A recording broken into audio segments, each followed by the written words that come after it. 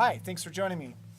That little segment there is a really neat cowbell samba part from the Steve Gadd, Vinnie Colaiuta, Dave Weckl drum solo. As a matter of fact, I've even heard elements of that particular cowbell in many Steve Gadd videos previous to the, I believe it's 1989 Modern Drummer Festival.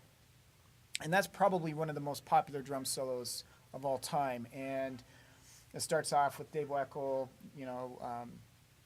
with his blazing chops. Then Vinnie Colaiuta comes in and wows the crowd. And of course, Steve Gadd starts off with a snare solo, which is the famous Crazy Army. And then shortly after that, he goes into that cowbell pattern, which I'll break down for you.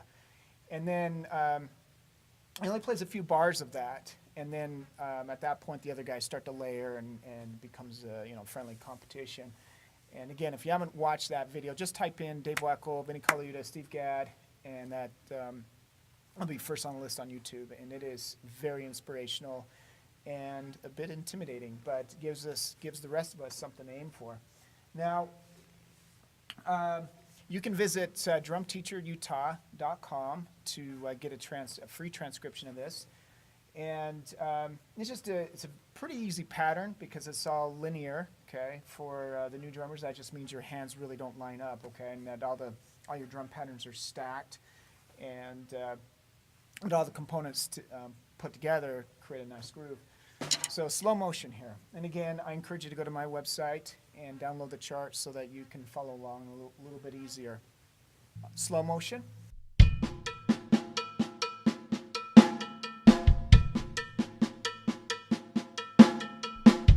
You'll notice that there's an accent on the counting.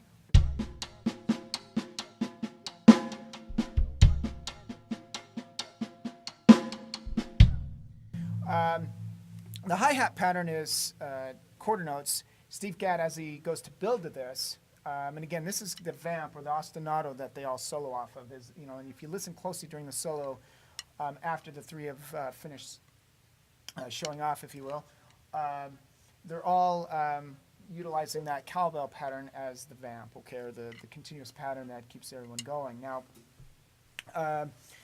but to get into that, I went on a tangent. To get into that, Steve Gadd's doing Crazy Army, and you'll hear him build up by, keeping time, and then he'll start to do hi-hat splashes with his foot. And so when you're keeping time with it, it's okay to just start with some normal hits.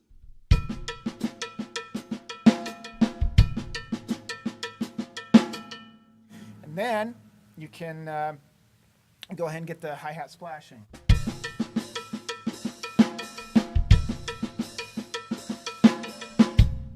Now I'm going to do several videos, so if you're unfamiliar with how to properly do that, I will have a video on that, on how to get it clean and to, most importantly, keep your balance and keep the groove consistent. Quite often I see students when they're doing their hill splashes really kicking with their heel and just doing everything they can everything they can do to get the cymbals to splash, but it's actually just a little bit of a modification of the tilt and learning how to relax into your heel, and the hi-hats will work for you. But again, we'll get into that. But notice the key word that I did say, balance, because that is important in this groove, because as you're splashing here and you've got an important to anchor that pattern, you don't want to be sacrificing the time just because you're I guess not balanced. So anyways, that's a quick breakdown of the Steve Gadd samba pattern during the Dave Weckl, Vinnie Colaiuta, and Steve Gadd solo. So hope that helps, and we'll see you next time. Thanks.